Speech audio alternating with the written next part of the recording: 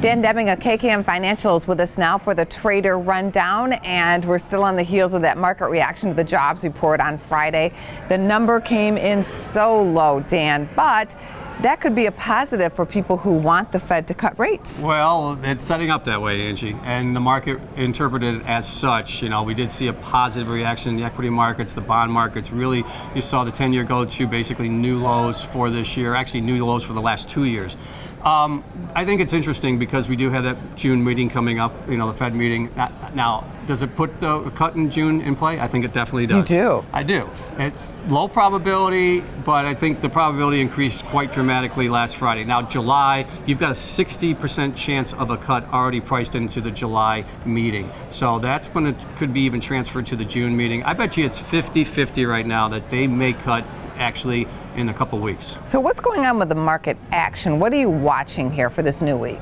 I'm watching, again, the inflation numbers. We got PPI, CPI, and retail sales later this week. But focused on the central banks. I mean, the message, if you just step back and look at what's going on these last few weeks, Angie, we had Bank of New Zealand, Royal Bank of New Zealand, 2 weeks ago cut rates. Bank of Australia last week cut rates. Bank of India last week cut rates. This trend, this is coordinated. And so, and I think that trend is what you're seeing going to be playing out across the globe, and I think the market's starting to anticipate that to happen as a possibility. What's the stock market and the VIX telling us here, do you think, Dan? Well, it's an interesting dynamic there because we've seen such an explosive move off those lows a week ago Monday, Angie, and the market was up better than 5% last week.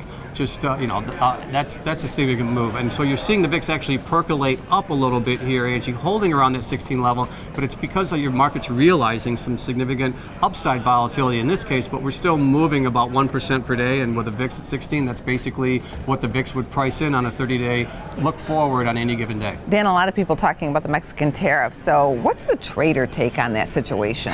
Well, the market's been able to navigate that, and again, it's the Fed and the central banks that are really the focus, I think. Good to know. Thanks so much, Dan. All right, thanks, Ange. For more Business First AM, check us out on social media. We're on Facebook, YouTube, and Twitter, and go to businessfirstam.com for where to see our show on TV.